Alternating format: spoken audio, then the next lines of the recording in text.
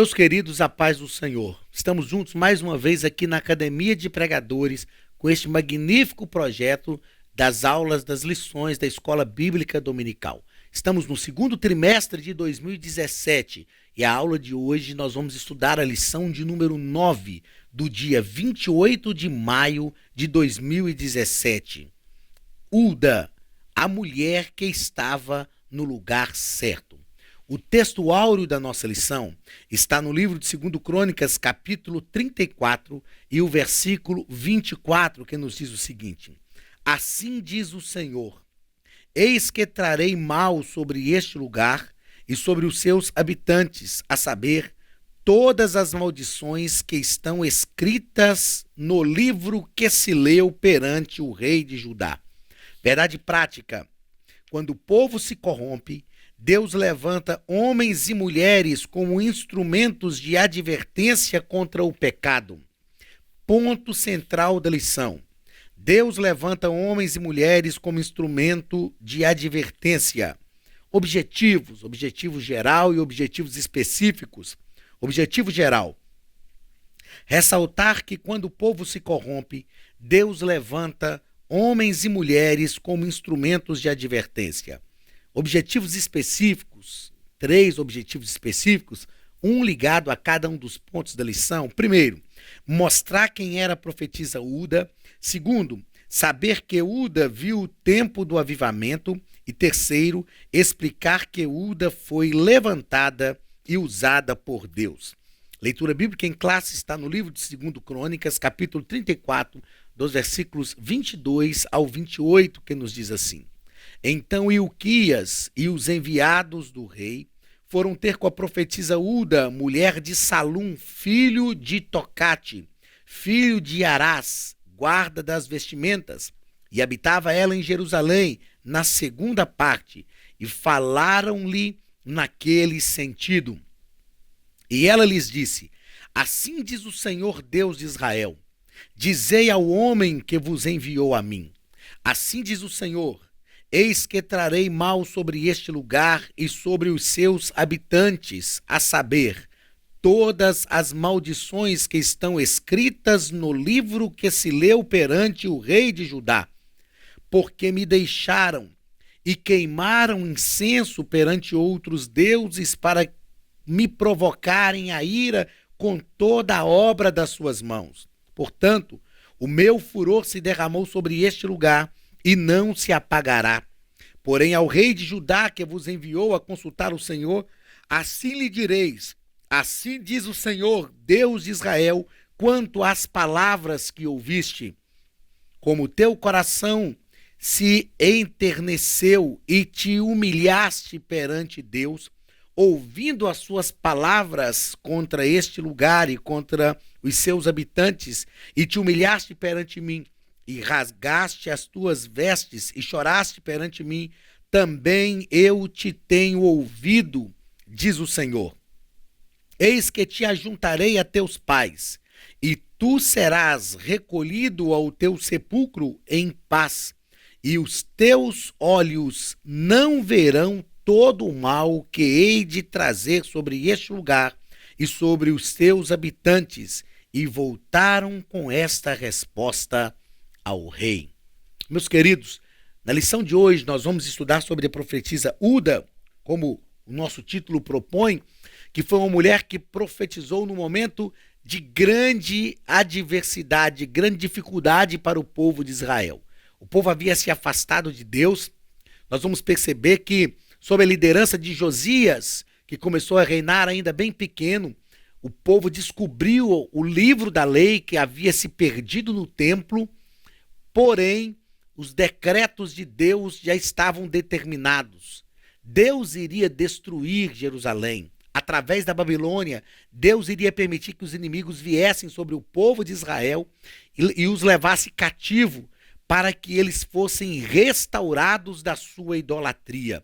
A profetisa Uda, ela foi usada por Deus para anunciar esta destruição, mas também para anunciar um tempo em que Deus ia restaurar o seu povo, restaurar a nação. E o que nós vamos aprender com a profetisa Hulda, através do seu caráter, é que ela era a pessoa que estava no lugar certo. Deus sempre tem pessoas certas no momento certo para um tempo certo. Vem à minha memória uma frase que eu ouvi do pastor Jander Magalhães em uma pregação, quando ele dizia o seguinte, que o diabo tem gente para trabalhar para ele em todo lugar, mas Deus também tem. Deus também tem pessoas em todos os lugares para executarem a sua vontade, para erguerem a sua voz em nome do Senhor, para anunciarem um tempo de renovo, de restauração, um tempo de tratamento de Deus também com o seu povo. Deus tem pessoas certas no lugar certo. O que nós vamos aprender durante esta lição é que nós precisamos buscar a graça de Deus sobre a nossa vida para sermos as pessoas certas no lugar certo. Não se engane, o lugar em que você está, você foi plantado por Deus. Você foi plantado por Deus. E se você não sente isso neste lugar onde está, é preciso que você busque isso de Deus. Seja a pessoa certa, seja o homem certo, a mulher certa, o rapaz, a moça, a criança, o adolescente certo, no lugar certo, para executar a vontade de Deus para a glória do seu nome. Deus precisa de pessoas em lugares estratégicos para que o seu reino cresça, para que a sua palavra seja ouvida, para que a sua voz seja proclamada. E nós vamos perceber que a profetisa Hulda foi essa mulher, num tempo em que o ofício profético era algo voltado somente para os homens, Assim como Débora foi juíza, Hulda foi profetisa lá no Antigo Testamento. Em tempo que a supremacia do profetismo em Israel repousava sobre os homens, Hulda foi usada por Deus para fazer aquilo que era o propósito do Senhor no seu tempo, no seu momento. Ela era a mulher certa, a pessoa certa, no lugar certo. Vamos então à introdução da nossa lição. O nosso comentarista, pastor Elinaldo Renovato, ele coloca que Hulda entrou na história do povo de Judá, mas logo desapareceu, após cumprir a missão árdua que Deus lhe confiara. O que me chama atenção também na profetisa Hulda, assim como alguns outros profetas do Antigo Testamento, que nós chamamos de profetas não literários, porque os profetas que escreveram foram chamados de profetas da escrita, e os profetas que não escreveram são chamados de profetas não literários, assim como outros profetas. Hulda apareceu de forma rápida nas páginas do Novo Testamento. E passou também de forma rápida. Mesmo profetas não literários como Elias, como Eliseu, como o profeta Natã, foram profetas de muita evidência no Antigo Testamento. Hulda não. Hulda, ao lado de alguns outros profetas, como um profeta novo, que a Bíblia fala também de um profeta velho, são profetas que ficaram praticamente no anonimato, não apareceram, mas foram pessoas no lugar certo para cumprir a missão que o Senhor lhes confiara. Então, primeiro ponto, quem foi Hulda? Ela foi serva de Deus que demonstrou um caráter firme, decidido e discreto, num tempo em que os reis e os profetas haviam se desviado do caminho do Senhor.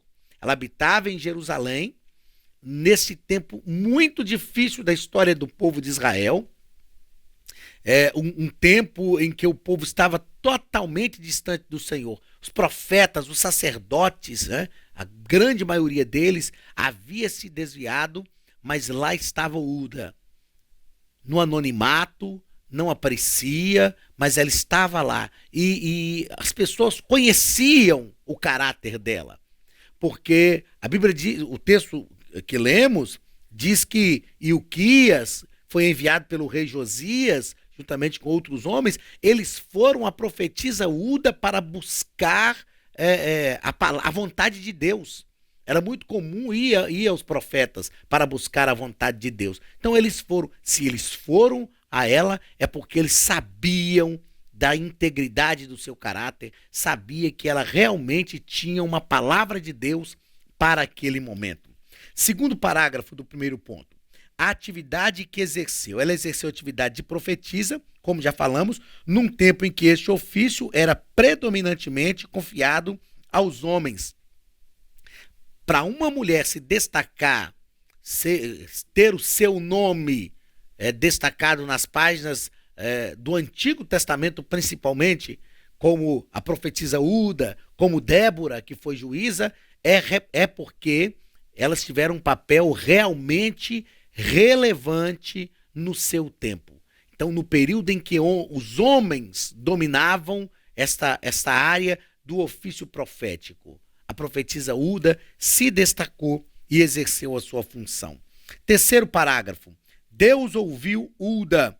Se os outros reis não tomaram conhecimento de seu ministério profético, ela viu Deus trabalhar de forma evidente para ouvir as suas orações e levantou um menino para promover mudanças impactantes no reino de Judá. Deus levantou o rei Josias, o menino, e ele realmente promoveu mudanças. Isto porque tinha uma mulher, profetisa Uda, que clamou ao Senhor, que pediu a misericórdia de Deus para o seu povo, que estava diante de Deus clamando em favor da nação. Porque quando nós estudamos sobre o profetismo em Israel, nós aprendemos que o profeta, nós sabemos, ouvimos isso em mensagens, que o profeta é aquele que acusava o pecado do povo. Mas quando estudamos o profetismo em Israel, nós aprendemos que o profeta não só acusava o pecado do povo, mas ele indicava o caminho de restauração. Ele clamava a Deus que agisse a fim de restaurar o seu povo. Essa era também a função do profeta. Né? O profeta trazia a voz de Deus às pessoas, mas eles clamavam. O profeta Jeremias fez isso, ele clamou pelo seu povo. O profeta Daniel clamou pelo seu povo. O profeta Ezequiel também clamou pelo seu povo. O profeta Isaías clamou pelo seu povo. Sem dúvida nenhuma, nós temos um profeta muito distinto nesse quesito de profetismo em Israel, que é o profeta Abacuque. Que, na verdade, Abacuque, eu falo quando leciono profetas menores, que Abacuque tem uma veia sacerdotal muito forte. Embora fosse profeta, as ações de Abacuque são muito mais sacerdotais do que proféticas, mas ele era um profeta de Deus, clamava a Deus e Deus deu para ele uma visão em relação do que Deus ia fazer com o povo de Israel. A profetisa Uda acusava o pecado, mas ela também intercedia, clamava a Deus.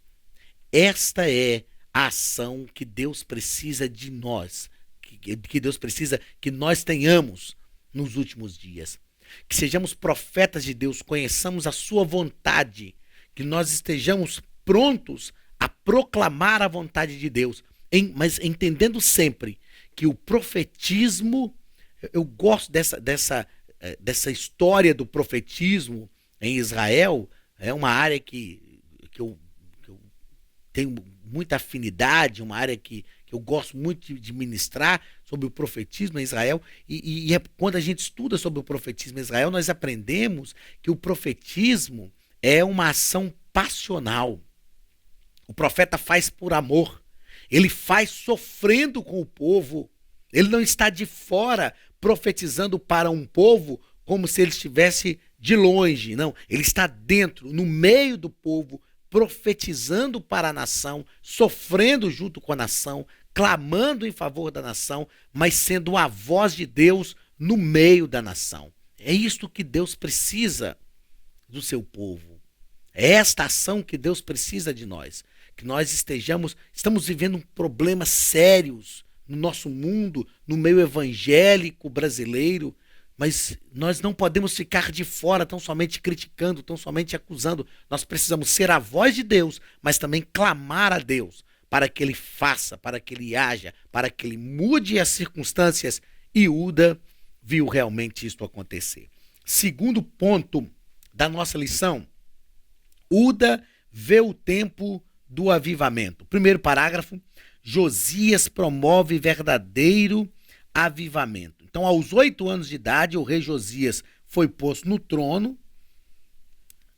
palavra de Deus nos diz que, contrariando a sequência perversa de idolatria e corrupção e apostasia, com o apoio de conselheiros reais, o rei Josias fez o que era reto aos olhos do Senhor, andou nos caminhos de Davi, o seu pai, sem se desviar deles, nem para a direita e nem para a esquerda. O rei Josias aboliu a idolatria. O rei Josias trouxe grandes reformas. Este Ilquias, que nós lemos sobre ele aqui na leitura bíblica em classe, era o pai de Jeremias. Jeremias nasceu, de acordo com os historiadores, nesse período das reformas do rei Josias. Então Jeremias viu as reformas do rei Josias e depois do rei Josias ele viu o povo se afastar, se desviar novamente de Deus. E Deus usa Jeremias como profeta. Então ele era filho de Ilquias, dessa classe sacerdotal, assim como Ezequiel também. Era sacerdote filho de Buzi, né, foi uma ordem sacerdotal também, que auxiliou o rei Josias nessas reformas que o rei Josias promoveu. O segundo parágrafo do segundo ponto vai nos dizer que o rei Josias aboliu a idolatria. Então, para um jovem rei tomar tais medidas, não seria possível se não fosse com respaldo de Deus e com apoio de homens sérios que trabalhavam no reino como parte de um remanescente fiel. Parte de um remanescente fiel. Eu vou fazer a questão de repetir essa frase, olha, parte de um remanescente fiel. Nunca se esqueça, nunca nos esqueçamos que Deus sempre tem os seus remanescentes. Deus sempre tem um remanescente fiel no meio do seu povo. Ainda que muita gente se desvie, ainda que as pessoas esqueçam de Deus, Deus sempre tem um remanescente fiel. E esse remanescente, muitas vezes, está calado, está quieto. E parece que Deus abandonou toda a situação. Basta tão somente se levantar um. O rei Josias se levantou, ainda jovem, mas ele se levantou com o desejo de fazer a vontade de Deus, de ser fiel a Deus, como foi Davi. E essa atitude do rei Josias fez aparecerem os remanescentes fiéis. Eles vieram, eles apareceram e ao lado do rei Josias promoveram grande restauração. Então resgatou a lei do Senhor em meio à restauração física do templo. O templo estava abandonado. O rei Josias mandou fazer uma limpeza no templo. A palavra de Deus diz que tirou todo o entulho, toda a sujeira do templo e levou para o lado de fora e queimou tudo aquilo. Nesta limpeza, nessa restauração física do templo, o sumo sacerdote Ilquias, através de Safã, fez ciente ao rei que o livro da lei que se achava perdido na casa do Senhor fora encontrado. Eu acho esse texto aqui um texto de uma preciosidade muito grande. O livro da lei, que era o livro da lei do Senhor, a Torá, né? Para nós hoje os primeiros 5 livros da Bíblia, o livro da lei fala da vontade de Deus para o seu povo, da prescrição do Senhor para Israel. O texto bíblico diz que o livro da lei estava perdido. Veja bem, se o livro da lei estava perdido, isso quer dizer que o povo estava totalmente sem lei, totalmente afastado do Senhor. E o pior, o livro da lei estava perdido dentro do templo. O livro da lei havia se perdido no lugar onde a lei de Deus tinha que ser evidenciada, tinha que ser proclamada, tinha que ser anunciada.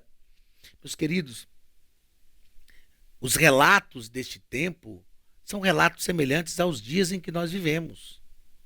Quantas vezes nós participamos de cultos, de congressos, de conferências, de convenções, participamos de eventos em que a palavra de Deus deveria ter a primazia, em que a lei de Deus, a vontade, o decreto de Deus deveria direcionar o seu povo, e parece que essa lei do Senhor, essa palavra de Deus, se perdeu também dentro de muitos templos.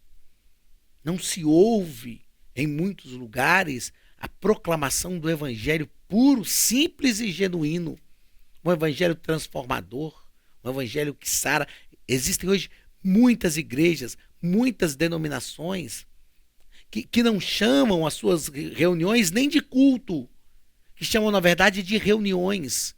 E, na verdade, são reuniões, não são cultos, porque o culto tem o objetivo de cultuar a Deus. Quando nós nos reunimos para um culto, nós nos reunimos para cultuar, para adorar, para reconhecer a grandeza de Deus. Algumas denominações chamam os seus eventos cotidianos do templo de reuniões, porque o objetivo é promover a humanidade, é o antropocentrismo, o ser humano no centro de todas as coisas. O objetivo é a teologia da prosperidade, é o evangelho da confissão positiva. O objetivo é motivar pessoas. O evangelho é motivacional, ele motiva pessoas. Mas o que Paulo nos diz em Romanos, no capítulo 1, é o seguinte: eu não me envergonho do evangelho, porque ele é poder de Deus para transformar aquele que crê. Quando o evangelho produz uma transformação, ele também motiva. Mas se nós tomarmos o evangelho só para motivar, ele não transforma. O evangelho motiva porque ele transforma. Então ele tem que transformar primeiro, porque a motivação é o resultado, é um dos resultados da transformação. E o livro estava perdido dentro do templo. Dentro do templo. Mas por que o livro foi encontrado? Porque eles vasculharam o templo, limparam o templo, reformaram o templo. Isso quer dizer, trazendo isso para os nossos dias, isso quer dizer que nós precisamos fazer uma reforma também dentro do templo. Não uma reforma física, muitas vezes também, mas não só uma reforma física, mas precisamos restaurar o verdadeiro culto, restaurar a essência da palavra, restaurar a reverência no ambiente cultico. Afinal de contas, os nossos templos não são salas de reuniões. Os nossos púlpitos não são palanques de discurso. Os nossos sermões não são dialética de filosofia para persuadir as pessoas. Não. Os nossos sermões devem ser a mensagem da palavra de Deus ao coração dos pecadores, visando transformá-los. Os nossos púlpitos devem ser plataformas proféticas para que a vida das pessoas seja mudada pelo conhecimento da palavra de Deus. O nosso templo não pode ser, como eu disse, uma sala de reuniões. Tem que ser um ambiente onde os adoradores se reúnem para cultuar a Deus, para reconhecer a sua grandeza, reconhecer a sua bondade. Então, a lei do Senhor foi encontrada dentro do templo. Que Deus tenha misericórdia de nós, que nós não percamos a lei do Senhor dentro do templo. Terceiro parágrafo, ou aliás, terceiro ponto da nossa lição. Uda é usada por Deus. Primeiro parágrafo, a dura mensagem de Deus. O primeiro, recebendo a consulta do rei, Uda foi usada por Deus para profetizar com relação a dois eventos. O primeiro evento, prevendo a destruição de Judá por causa da idolatria.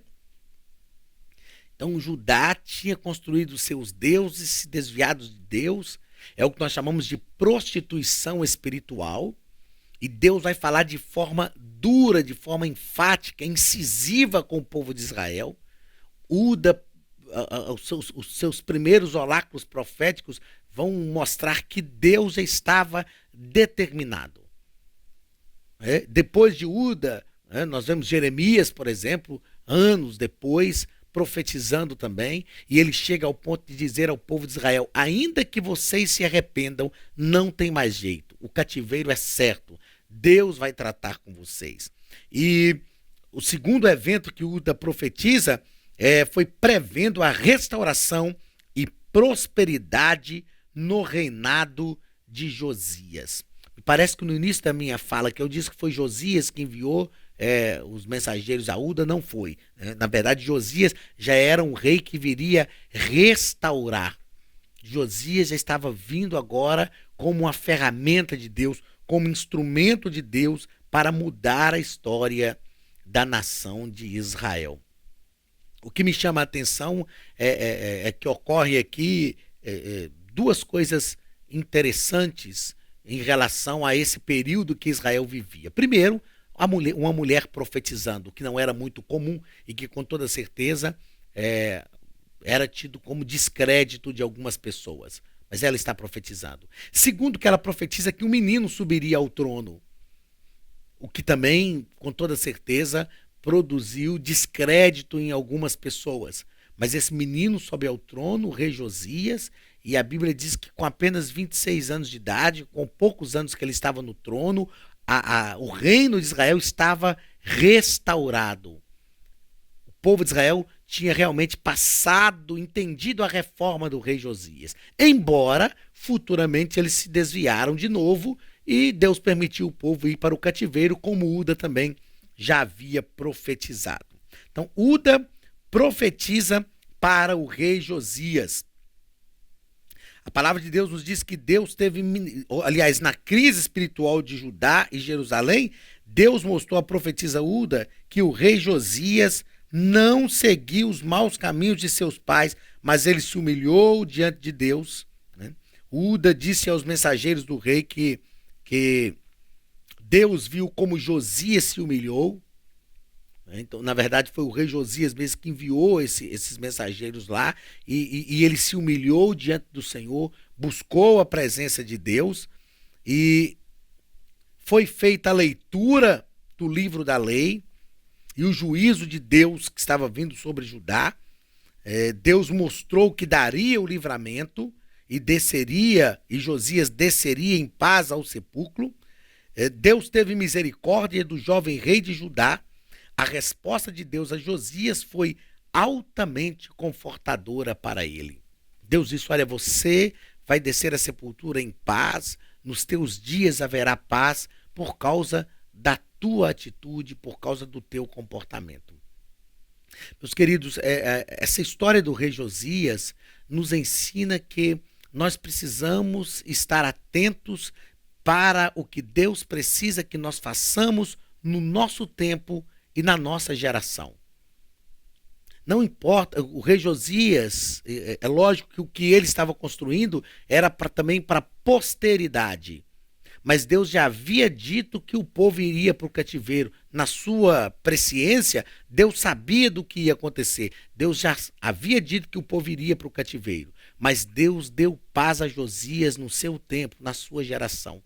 É isso que nós precisamos buscar, que Deus nos dê paz neste tempo, nesta geração, que nós sejamos os instrumentos de Deus que ele precisa que realmente nós efetivamente sejamos.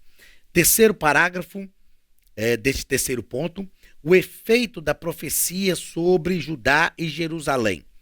Primeiro efeito, Josias fez uma convocação urgente, todos os anciãos de Judá e de Jerusalém precisavam comparecer e as mudanças iam ser efetivadas na nação.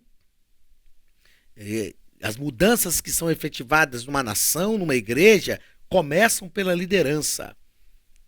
As mudanças mais eficazes começam pela liderança. E o rei Josias faz isso. O segundo resultado, o segundo efeito, ele subiu à casa do Senhor com todos os homens de Judá e os habitantes de Jerusalém, e os sacerdotes e os levitas e todo o povo, desde o maior até o menor. Então ele envolveu todas as pessoas. Eu aprendo com isso que o avivamento é contagiante. Às vezes Deus levanta um, dois só, mas o avivamento ele é envolvente, ele envolve as pessoas. E para que esse avivamento realmente exista, só precisa que alguém se levante, só precisa que alguém erga sua voz e seja a pessoa que Deus preparou para aquele tempo, para aquele momento. Então a profetisa Uda profetizou, buscou o Senhor, Deus levantou Josias, Josias chama os sacerdotes, os príncipes, os anciãos, e eles envolvem também todo o povo, subiram à casa do Senhor. O terceiro efeito, ele fez um concerto com Deus. O rei se colocou em pé e começou por ele. O rei não acusou a nação, não esperou que os sacerdotes fizessem, que os anciãos fizessem, começou por ele. Isso fala de urgência. O quarto efeito, ele levou o povo a fazer o concerto com Deus. Muitas vezes nós queremos levar o povo a fazer o concerto com Deus antes que nós mesmos o façamos. Então, antes de levar o povo a fazer o concerto com Deus, nós precisamos consertar a nossa vida com Deus primeiro. E Josias nos dá esse exemplo. O quinto efeito, ele aboliu por completo a idolatria. Destruiu os altares aos deuses pagãos, aboliu a idolatria e fez com que o povo se voltasse para o Senhor. Nos nossos dias, infelizmente, muitas vezes nós não adoramos a imagens de escultura, a santos, como algumas igrejas fazem. Mas nós criamos mitos, criamos ídolos da mídia, que a mídia evangélica brasileira tem criado no nosso país e se tornam, nós os idolatramos. E Deus precisa que a gente volte à simplicidade do evangelho. Deus precisa que a gente queira ouvir o que ele tem para falar e não o que esses ídolos da mídia evangélica brasileira têm falado. Josias aboliu a idolatria. Na nossa conclusão, o nosso comentarista coloca que o papel da profetisa Uda foi coadjuvante, mas o que importa é a qualidade do seu trabalho e não a extensão do seu ministério. Ou seja, Uda era a pessoa certa no lugar certo.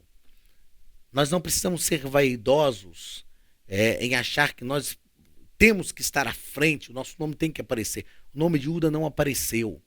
Na verdade, as reformas foram promovidas pelo rei Josias, a partir do sumo sacerdote Ilquias, com os anciãos, com os príncipes. O nome de Uda nem aparece, mas ela foi a profetisa que serviu como mola propulsora de tudo isso, a que orou, que intercedeu a Deus e que Deus fez com que ela estivesse no lugar certo, na hora certa e fosse a pessoa certa para aquilo que Deus precisava. Que Deus te abençoe e que você seja também, no seu tempo, no lugar onde Deus tem te plantado, que você seja a pessoa certa, no lugar certo e tenha o caráter como o caráter da profetisa Uda, que profetiza como uma ação passional, mas que ora e busca a Deus pela restauração que Deus irá promover. Que Deus te abençoe em nome de Jesus. Receba o abraço da Academia de Pregadores, do pastor Anderson Silva. A Academia de Pregadores é a maior escola de teologia online do Brasil e eu te espero semana que vem para mais uma das nossas aulas. Deus te abençoe em nome de Jesus.